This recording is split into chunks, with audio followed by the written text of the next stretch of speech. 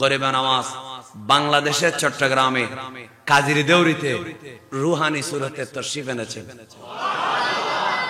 তশরিফ আনার পরে ইমাম শেরে বাংলা খাজা গরিবে নওয়াজের সামনে যেই কসিদাটা পড়েছেন সেখান থেকে ফার্সি 2 লাইন শেরে বাংলা বললেন হাদিয়া। প্রথমে কবিতার নাম হাদিয়ায়ে তাশাক্কুর বরকুদুম ওয়া তাশরিফ আওয়ারি খাজা সুলতান হিন্দ কুদ্দাসা সিরহু বসুরতে রুহানি। গরিবে নওয়াজ রুহানি সুরতে আমার দরবারে আসার কারণে, আমার কাছে আসার কারণে আমি হাদিয়ায়ে তাশাক্কুর কি দেব, শুকরিয়ার হাদিয়া আমি পেশ করতেছি বখানায়ে আজিজিয়া। আজি অর্থাৎ আমার বাসায় খানাকায়ে আজিজিয়ায় আসার কারণে কাজী দৌরি, এটা হচ্ছে কাজীর দৌরিতে চাটগাম শরীফ, মাশরিকি পাকিস্তান, পূর্ব পাকিস্তান, বর্তমানে বাংলাদেশ, চট্টগ্রাম, কাজীর দৌরি খানায়ে আজিজিয়ার মধ্যে আমার গরিবে নওয়াজ রুহানি সুরতে আসার কারণে আমি হুজুরকে 1-2-4 লাইন ফার্সি কবিতার মাধ্যমে আমি হাদিয়ায়ে তাশাক্কুর পেশ করছি। একটু মহব্বতে বলেন না সুবহানাল্লাহ। তো তিনি বললেন মারহাবা সাদ মারহাবা আয় খাজা সুলতান হিন্দ, খাজায়ে সুলতান হিন্দ, হে সুলতানুল হিন্দ। এজন্য ব্রিটিশ একজন সাংবাদিক বলেছিল আমরা শত শত বছর হিন্দুস্তানে শাসন করেছি, রাজা বদল হয়েছে, কিন্তু আমরা দেখেছি হিন্দুস্তানের মানুষের হৃদয়ের বাদশা একজন। বলে না হৃদয়ের বাদশা কয়জন? তিনি হচ্ছেন সুলতানুল হিন্দ খাজা মঈনুদ্দিন চিশতি আজমিরি রহমাতুল্লাহ আলাইহি। একটু জোরে বলেন মারহাবা। তো তিনি বলছেন বরকুদুমত জাতে পাকত খাজায়ে সুলতান হিন্দ, আপনার জাতে পাক এখানে এসেছেন রুহানি সুরতে, এজন্য আমি হাদিয়ায়ে তাশাক্কুর আপনাকে সাদ মারহাবা শত শত অভিনন্দন জানাচ্ছি। খানা এমা আজ কুদুমত খাজায়ে সুলতান হিন্দ, হে খাজা সুলতান হিন্দ, আপনার আসার কারণে খানায়ে মা আমাদের ঘরে আসার কারণে গায়রতে বাগে এরম সুদ খাজায়ে সুলতান হিন্দ। বাগে এরম মানি আরবের লোকেরা বিশাল রাজা বাদশার বালাখানাকে বাগে এরম বলতো। আমার ঘরটা আজকে কাজীর দৌরির ছোট্ট কামরা নাই, এটা বিশাল রাজা বাদশার, এটা একটা বড় কি হয়ে গেছে। আমি শেরে বাংলার ছোট্ট ঘরটা রাজা বাদশার বালাখানার চেয়েও দামি হয়ে গেছে আপনি খাজা গরিবে নওয়াজের কদম লাগার কারণে। এরপরে ইমাম শেরে বাংলা বলতেছেন জেরে পায়াত, জেরে পায়াত, জের মানে নিচে, পায়াত মানে আপনার কদম মোবারক, আপনার কদম মোবারকের নিচে জান ও দিল কুরবান কুনম সুলতান হিন্দ। আমরা গরিবে নওয়াজের দরবারে গেলে শিরকের ফতোয়া লাগাও, আমার শেরে বাংলা শিখাচ্ছে।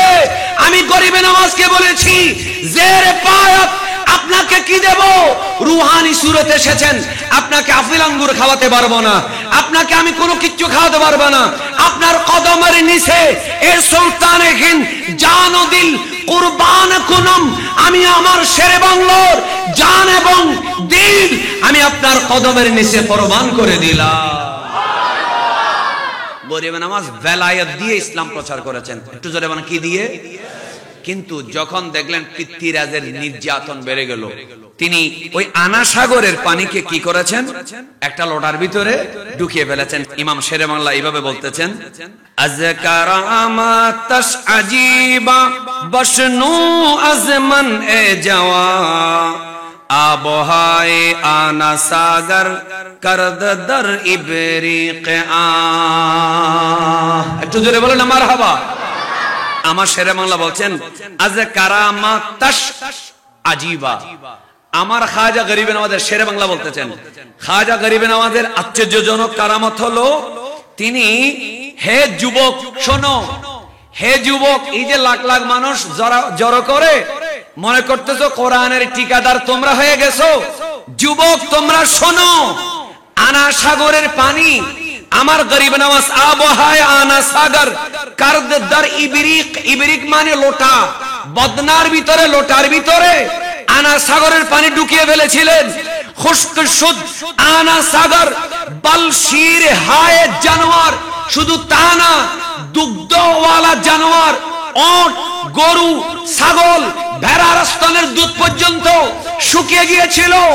খাজা গরিবে নওয়াজের লোটার ভিতরে ঢুকে গিয়েছিল। মাখজানে কাশফ কারামত বুদ আহলে খবর, আহলে খবররা জানে, একমাত্র আল্লাহর ওলিরাই বুঝে। হযরতে গরিব নওয়াজ তিনি কারামত এবং কাশফের খাজিনা ছিলেন। একটু মহব্বতে বলেন না সুবহানাল্লাহ সুবহানাল্লাহ।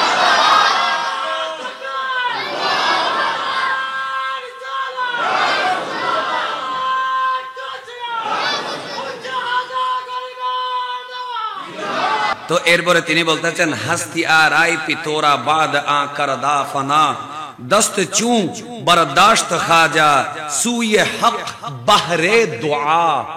গরিব নওয়াজ আমার ইমাম শেরে বাংলা বলছে, একদিকে যিনি আনা সাগরের পানি লোটার ভিতরে এলাকার সকল গরু, ওট, ছাগল, বেড়ার স্তনের দুধ গরু পর্যন্ত নিজের লোটার ভিতরে ঢুকিয়ে ফেলতে পারেন, তিনি পৃথ্বীরাজের নির্যাতনের কাছে তিনি কি করেছেন? আল্লাহর দরবারে দোয়া করেছেন। সুবহানাল্লাহ বলে না কেন? তিনি আল্লাহর দরবার কি করেছেন? দোয়া করেছেন। দোয়া করার পরে কি হলো? তিনি যখন আল্লাহর কাছে হাত তুললেন, দস্ত চুঁ বরদাশত খাজা সুয়ে হক বাহরে দোয়া, তিনি আল্লাহর কাছে দোয়া করেছেন, আল্লাহ আমি এসেছি, আমার নবী, আমি আতাই রাসূল, আমার রাসূল আমাকে হিন্দুস্তানে পাঠিয়েছেন, বলেন সাল্লাল্লাহু আলাইহি ওয়াসাল্লাম। আমি কি করব? আল্লাহ তুমি এমন একটা সৈনিক সেনাপতি পাঠিয়ে দাও যে এই সন্ত্রাসী পৃথ্বীরাজকে হটিয়ে দমন করে, হত্যা করে এই জমিন ইসলাম প্রচার করবে। এমন সময় উনি দোয়া করলেন, আ শিহাবুদ্দিন গুরি কতল কর দন্দ দস্ত উ ইয়াফত হর গাহরায়ে পিতুরা রামেয়ানে জঙ্গেউ। একটু জোরে জোরে বলেন না মারহাবা। যখন গরিব নওয়াজ দোয়া করলেন, শিহাবুদ্দিন মোহাম্মদ গুরি আসলেন। ঘটনাটা খুব চমৎকার। শিহাবুদ্দিন মোহাম্মদ গুরি একদিন স্বপ্নে দেখতেছেন একজন নুরানি সুরতের মানুষ বলতেছে, এ গজনির বাদশাহ শিহাবুদ্দিন মোহাম্মদ গুরি, কতদিন আর গজনিতে থাকবা? তুমি একটু হিন্দুস্তানে আসো। এর আগেও কয়েকবার তিনি এখানে কি করেছিলেন? হামলা করেছিলেন, কিন্তু পরিপূর্ণভাবে তিনি বিজয় লাভ করতে পারে নাই। প্রতিবার ফিরে গেছে। প্রত্যেকবার এসেছিলেন সৈন্য সামন্তের বল নিয়ে। এইবার আসতেছেন গরিব নওয়াজের দোয়া নিয়ে। বলেন আল্লাহর ওলিদের দোয়া কবুল হয় কি হয় না? একটু জোরে বলা হয় কি হয় না? শুনুন, গরিব নওয়াজ একজন নুরানি সুরতের মানুষ শিহাবুদ্দিন মোহাম্মদ গুরিকে বলতেছেন, তুমি এবার আরেকবার আসো, এবার খালি হাতে ফিরে যাবে না, এবার হিন্দুস্তানে ইসলামী সাম্রাজ্য প্রতিষ্ঠিত হবে। তিনি আবার সাহস করে, কে বলল, তিনি চিনেন না, পরিচয় দেন নাই। তিনি আসলেন, এসে যখন আজমিরে ঢুকলেন, মাঝখানে যুদ্ধ হলো, এরপর আজমিরে ঢুকলেন, হঠাৎ করে আজান শুনলেন। বাদশাহ ওদিকে পৃথ্বীরাজের 2-3 লাখ 5 লাখ বিভিন্ন সংখ্যা আছে, আর মোহাম্মদ গুরি ছিল মাত্র 1 লাখ। বল না কয় লাখ? 1 লাখ সৈন্য। হিন্দুল ওলি কিতাবে আছে 1 লাখ সৈন্য ছিল। তিনি এসে দেখলেন সুললিত কণ্ঠে আজান আসতেছে। সুবহানাল্লাহ বলেন। সবাইকে বললেন, এই আজানটা কোত্থেকে আসতেছে দেখো তো। বলে, এখানে একটা বুজুর্গ মানুষ আছে, ইনি এখানে আজমিরে নিয়মিত 5 ওয়াক্ত আজান দিয়ে জামাতের সাথে নামাজ পড়ে। আচ্ছা চলো, যেহেতু আজান হয়ে গেছে, জামাত শুরু হবে, বুজুর্গ মানুষ, আমি একটু নামাজ পড়ি। তিনি নামাজে একতাদা করলেন, নামাজের সালাম ফিরালেন। নামাজের সালাম ফিরানোর পরে যখন যিনি ইমাম সাহেব যখন শ্রোতাদের দিকে ফিরলেন, মুসল্লিদের দিকে, শিহাবুদ্দিন গৌরী আল্লাহু আকবার বলে বসা থেকে দাঁড়িয়ে গেলেন। বলেন, ইনি তো সে বুজুর্গ যিনি আমাকে হিন্দুস্তানে ইসলাম প্রতিষ্ঠা করার জন্য দাওয়াত দিয়ে এনেছেন। তো বলুন, আল্লাহর ওলিদের কারামত সত্য কিনা? দোয়া কবুল হয়। বলেন, দোয়া কবুল হয়।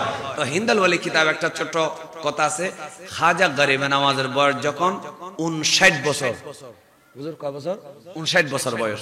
59 বছর বয়সে তিনি স্বপ্নের মধ্যে দেখতেছেন আমার প্রিয় নবী তাজেদারে দু জাহাঁ রহমতে কৌন মুখা মুহাম্মদুর রাসূলুল্লাহ সাল্লাল্লাহু আলাইহি ওয়াসাল্লাম বলছেন, এ মঈনুদ্দিন হাসান, আমার নির্দেশে হিন্দুস্তানে গেলা, পৃথ্বীরাজের বিরুদ্ধে যুদ্ধ হলো, অনেক কাজ করলা, 59 বছর হয়ে গেছে, আমার সুন্নাত পালন করবে না? সুবহানাল্লাহ বলেন। আমার একটা সুন্নত কিন্তু এখনো পালন হয় নাই। তো গরিব নওয়াজ বুঝতে পেরেছেন আমার নবী ওনাকে বিবাহ করতে বলেছেন। বলে না, কি করতে বলেছেন? বিবাহ করতে।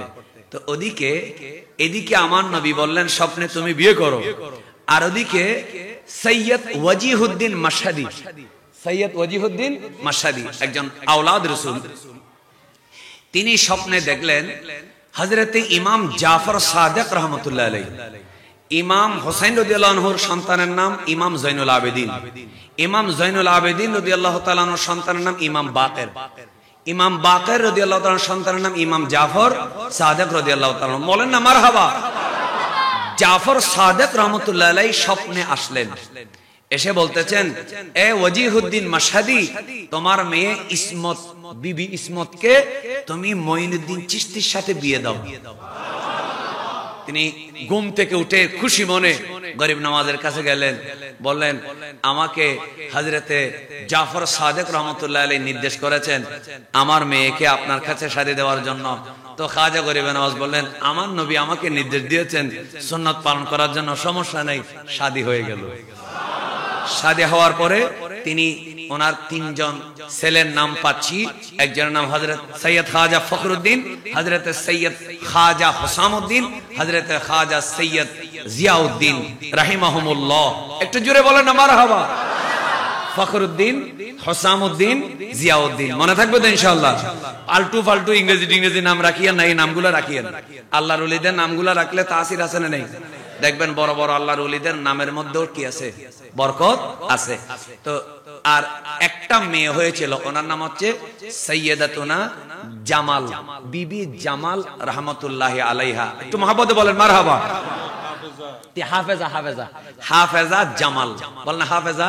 আমরা তো মহিলার নাম রাখলে জমিলা রাখি, কিন্তু ওনার নাম রাখছেন জামাল, মজদর দিয়ে, মজদর দিয়ে। আচ্ছা যাই হোক, তো জামাল মানে সুন্দর। ওনার কয়জন ছেলে, মেয়ে কয়জন? একজন। এইখানে একটা ছোট্ট ঘটনা এক্ষেত্রে বলে আমি আমার আলোচনা ইতি টানছি। খাজা গরিবে নওয়াজ একদিন ওনার এক মুরিদকে বলতেছেন, আমি একটা জিনিস খেয়াল করলাম, আমি বিয়ে করার আগে, বিয়ে করার যা চাইছি আল্লাহ আমাকে তাই দিয়েছে, যখন বিয়ে করলাম ছেলে সন্তান হলো, মেয়ে হলো, এখন দোয়া করার আগে আল্লাহ দেয় না, আগে দোয়া করতে হয়।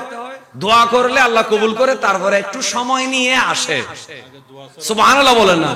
আগে দোয়া ছাড়া খেয়াল করলেই চলে আসতো, আর এখন দোয়া ছাড়া আসে না। তখন ওই আল্লাহর ওলি ওনার মুরিদ বলতেছেন, হুজুর এটা তো মরিয়ম আলাইহিস সালামের সুন্নাত। কারণ হযরতে মরিয়ম আলাইহিস সালামের সন্তান ঈসা আলাইহিস সালাম জন্ম হওয়ার আগে মরিয়ম আলাইহিস সালাম যখন তিনি মসজিদ আকসার পাশে হুজরায় ছিলেন, ওই সময় ওনার কাছে জান্নাত থেকে ফল আসতো। জাকারিয়া আলাইহিস সালাম বলেছিলেন, ইয়া মারইয়ামু আন্না লাকি হাদা, তিনি বলেছেন হুয়া মিন ইনদিল্লাহ। ওগো আমার খালু জাকারিয়া আলাইহিস সালাম, এই যে ফল আমার সামনে দেখতে পাচ্ছেন, এগুলো আমি এখান থেকে বের হই নাই, জান্নাত থেকে আল্লাহ আমাকে এই ফলগুলো দিয়েছে। কিন্তু যখন ঈসা আলাইহিস সালাম ওনার জন্ম হলো, আল্লাহ তাআলা বলেন, হুজ্জি ইলাইকা বিজাযইন নাখলাতে তুসাকিত আলাইকা রাতাবান জানিয়া।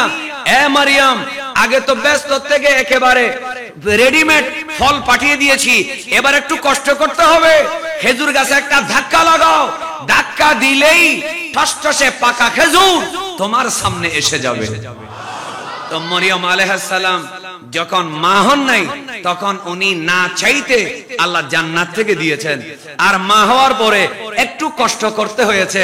ও গরিবে নওয়াজ, আল্লাহ পাক আপনাকে মরিয়ম আলাইহিস সালাম এবং ঈসা আলাইহিস সালামের আল্লাহ তাআলা মতই আল্লাহ ভালোবেসেছেন। একটু মহব্বতের আওয়াজে বলেন না সুবহানাল্লাহ। এজন্য বিয়ে শাদী করলে আমার নবী সাল্লাল্লাহু আলাইহি ওয়াসাল্লাম বলেছেন, মানুষকে আল্লাহ কোরআনেও বলেছেন, ইউগনিহিম, যদি তারা কি হয়, যদি তারা গরিব হয় আল্লাহ তাদেরকে কি করে দিবে? ধনী বানাই দিবে। আবার অনেক সময় দেখা যায় বিয়ে করার পরে আর্থিক সংকট হয় কিনা? আল্লাহর কোরআনের আয়াত কি মিথ্যা হইতে পারে? না, কিন্তু দেখা যায় আর্থিক সংকট হয়। মনে রাখবেন, এটা আপনার জন্য মরিয়ম আলাইহিস সালামের খাজা গরিবে নওয়াজের সুন্নাত। এজন্য, কারণ এই যে 2-3 জন সন্তান আসলো, আপনার স্ত্রী আসলো, এদের মুখে খাবার তুলে দেওয়া এটাও তো ইবাদত। এটাও কি সওয়াব কিনা? আপনি যখন তাদের জন্য কষ্ট করে ইনকাম করবেন, সেই ইনকামের মধ্যে সওয়াব আছে না নেই? গরিবে নওয়াজ বাংলাদেশের চট্টগ্রামে কাজির দেউরিতে রুহানি সুরতে তশরিফ এনেছেন। একটু মহব্বতে বলেন না সুবহানাল্লাহ। এই তশরিফ আনার পরে ইমাম শেরে বাংলা খাজা গরিবে নওয়াজের সামনে যে কসিদাটা পড়েছেন সেখান থেকে ফার্সি 2 লাইন বলে আমার আলোচনা শেষ করছি। একটু জোরে বলেন ইনশাআল্লাহ। তো সে আমার শেরে বাংলা কি বললেন? শেরে বাংলা বললেন হাদিয়া, প্রথমে কবিতার নাম হাদিয়ায়ে তাশাক্কুর বরকুদুম ওয়া তাশরিফ আওয়ারি খাজা সুলতান হিন্দ কুদ্দাসা সিরহু বসুরতে রুহানি গরিবে নওয়াজ রুহানি সুরতে আমার দরবারে আসার কারণে, আমার কাছে আসার কারণে আমি হাদিয়ায়ে তাশাক্কুর কি দেব? শুকরিয়ার হাদিয়া আমি পেশ করতেছি বখানায়ে আজিজিয়া। আজি অর্থাৎ আমার বাসায় খানাকায়ে আজিজিয়ায় আসার কারণে কাজী দৌরি, এটা হচ্ছে কাজীর দৌরিতে চট্টগ্রাম শরীফ, মাশরিকি পাকিস্তান, পূর্ব পাকিস্তান, বর্তমানে বাংলাদেশ, চট্টগ্রাম, কাজীর দৌরি খানায়ে আজিজিয়ার মধ্যে আমার গরিবে নওয়াজ রুহানি সুরতে আসার কারণে আমি হুজুরকে 1-2-4 লাইন ফার্সি কবিতার মাধ্যমে আমি হাদিয়ায়ে তাশাক্কুর পেশ করছি। একটু মহব্বতে বলেন না সুবহানাল্লাহ। তো তিনি বললেন মারহাবা সাদ মারহাবা আয় খাজা সুলতান হিন্দ, খাজায়ে সুলতান হিন্দ, হে সুলতানুল হিন্দ। এই জন্য ব্রিটিশ একজন সাংবাদিক বলেছিল আমরা শত শত বছর হিন্দুস্তানে শাসন করেছি, রাজা বদল হয়েছে, কিন্তু আমরা দেখেছি হিন্দুস্তানের মানুষের হৃদয়ের বাদশা একজন। বলে না হৃদয়ের বাদশা কয়জন? তিনি হচ্ছেন সুলতানুল হিন্দ খাজা মঈনুদ্দিন চিশতি আজমিরি রহমাতুল্লাহ আলাইহি। একটু জোরে বলেন মারহাবা। তো তিনি বলতেছেন মিস্টার লর্ড কার্জন, তো তিনি বলছেন বরকুদুমত জাতে পাকাত খাজায়ে সুলতান হিন্দ, আপনার জাতে পাক এখানে এসেছেন রুহানি সুরতে, এজন্য আমি হাদিয়ায়ে তাশাক্কুর আপনাকে সাদ মারহাবা শত শত অভিনন্দন জানাচ্ছি। খানা এমা আজ কুদুমত খাজায়ে সুলতান হিন্দ, হে খাজা সুলতান হিন্দ, আপনার আসার কারণে খানায়ে মা আমাদের ঘরে আসার কারণে গায়রতে বাগে এরম সুদ খাজায়ে সুলতান হিন্দ। বাগে এরম মানি আরবের লোকেরা বিশাল রাজা বাদশার বালাখানাকে বাগে এরম বলতো। আমার ঘরটা আজকে কাজীর দৌরির ছোট্ট কামরা নাই, এটা বিশাল রাজা বাদশার, এটা একটা বড় কি হয়ে গেছে। আমি শেরে বাংলার ছোট্ট ঘরটা রাজা বাদশার বালাখানার চেয়েও দামি হয়ে গেছে আপনি খাজা গরিবে নওয়াজের কদম লাগার কারণে। এরপরে ইমাম শেরে বাংলা বলতেছেন জেরে পায়াত, জেরে পায়াত, জের মানে নিচে, পায়াত মানে আপনার কদম মোবারক, আপনার কদম মোবারকের নিচে জান ও দিল কুরবান কুনম সুলতান হিন্দ। আমরা গরিবে নওয়াজের দরবারে গেলে শিরকের ফতোয়া লাগাও, আমার শেরে বাংলা শিখাচ্ছে। আমি গরিবে নওয়াজকে বলেছি জেরে পায়াত আপনাকে কি দেব? রুহানি সুরতে এসেছেন, আপনাকে আফিল আঙ্গুর খাওয়াতে পারবো না, আপনাকে আমি কোনো কিচ্ছু খাওয়াতে পারবো না। আপনার কদমের নিচে এ সুলতানে হিন্দ জান ও দিল কুরবান কুনম, আমি আমার শেরে বাংলার জান এবং দিল আমি আপনার কদমের নিচে কুরবান করে দিলাম। জেরে পায়াত আপনার কদমের নিচে জান ও দিল কুরবান কুনম সুলতানে হিন্দ জুজ আজি শুকরানা কাই সাজম আদা সুলতান হিন্দ। এছাড়া আমার শুকরিয়া করার আর কোনো উপায় বলেন না। আপনি যে হিন্দুস্তান থেকে রুহানি সুরতে কাজীর দৌরি খানাকায় এসেছেন, আমার শুকরিয়া আদায় করার আর কোনো উপায়? এই একটা উপায় আছে, আমার জান এবং দিল আপনার কদমে কুরবান করে দিলাম। এই জন্য আমরা আল্লাহর ওলিদের গোলাম বলি নিজেদেরকে।